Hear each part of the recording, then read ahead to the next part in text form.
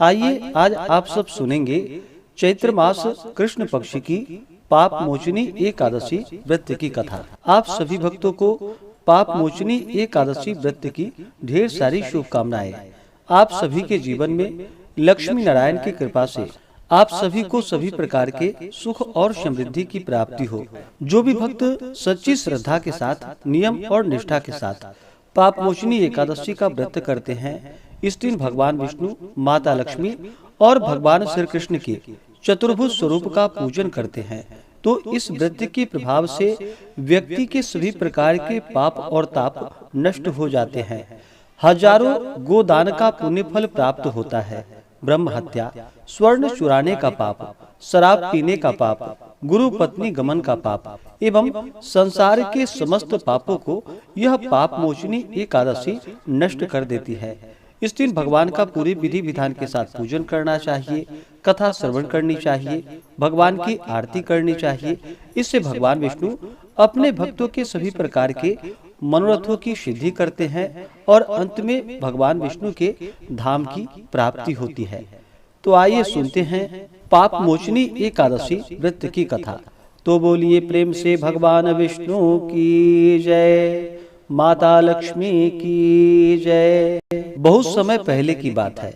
एक बार महाराज युधिष्ठिर ने भगवान श्री कृष्ण से कहा कि हे प्रभु, हे भगवान, आपके श्री मुख से अनेक प्रकार की पवित्र कथाओं को सुनकर मैं कृत्य हो गया, परंतु मेरी अभिलाषा घटी नहीं वरन बढ़ती ही जा रही है।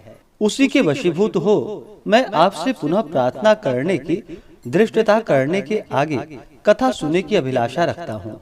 आप कृपा करके चैत्र कृष्ण एकादशी व्रत की विधि एवं महात्म्य वर्णन कर मुझे कृतार्थ कीजिए। पांडु नंदन के ऐसे वचन को सुनकर भगवान श्री कृष्ण बोले कि हे राजन, यही प्रश्न एक बार महाराज मानधाता ने महर्षि लोमश जी से किया था। अस्तु, अब मैं वही कथा जो महर्षि लोमश ने मानधाता को सुनाई थी आज तुमको सुना रहा हूँ। ध्यान पूर्वक सुनो। हे राजन, चैत्र कृष्ण एकादशी का नाम पाप मोचनी एकादशी है। इस एकादशी का व्रत करने से मनुष्य पिशाच तत्व से मुक्त हो जाता है। अब मैं तुम्हें इसका एक प्राचीन इतिहास सुनाता हूँ। चैत्ररथ वन में, जहाँ पर पहले अप्सराएं निवास करती थी और जहाँ पर सदैव ही बसंत विराजमान रहता था, नाना प्रकार के पुष्प खिले रहते थे और नाना प्रकार के पक्षी कलरव किया करते थे। इंद्रादि देवताओं का वह क्रीड़ा स्थल था और किन्नर वहाँ पर विहार किया करते थे। उसी सुंदर और रमणीक स्थान में महर्षि मेधावी तपस्या कर रहे थे। एक दिन मंजू घोषा नाम की एक गंधर्व कन्या ने वहां जाकर मेधावी मुनि का अवलोकन किया और उनको देखकर उन पर आसक्त हो गई। यद्यपि अपने मन को बहुत समझाया मगर वह नहीं माना। तब हाथ में सितार ले उनके आसपास बैठे अपनी वीणा विनिंदक कोकिल कंठ के मधुर गान कर उनको मोहित करने का जाल फैलाया।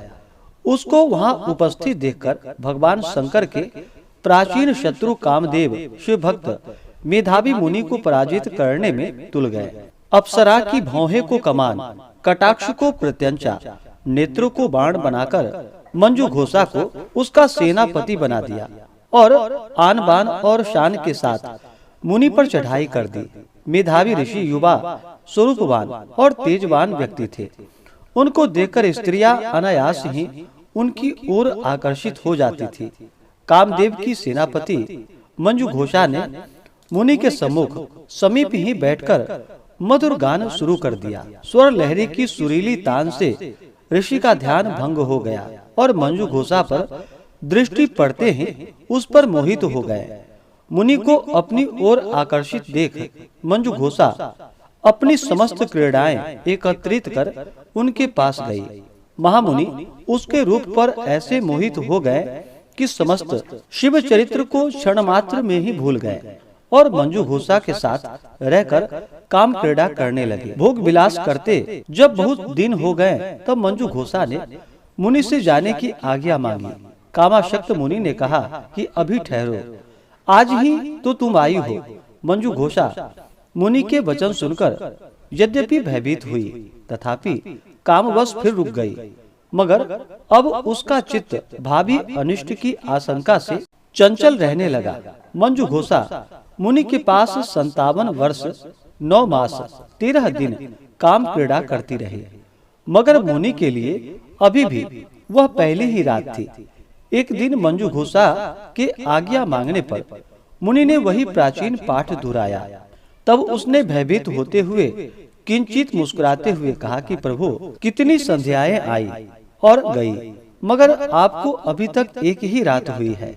मंजू घोषा के ऐसे वचन को सुनकर मुनि की मोह निद्रा भंग हुई और उन्होंने ध्यान करके अपने चरित्र को देखा।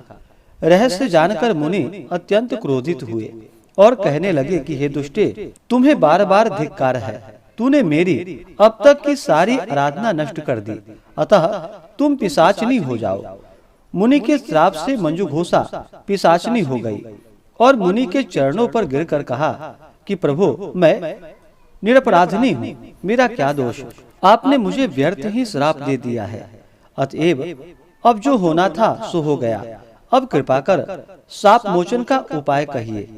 मंजू घोषा की ऐसी दीन वाणी को सुनकर मुनि का क्रोध नष्ट हो गया।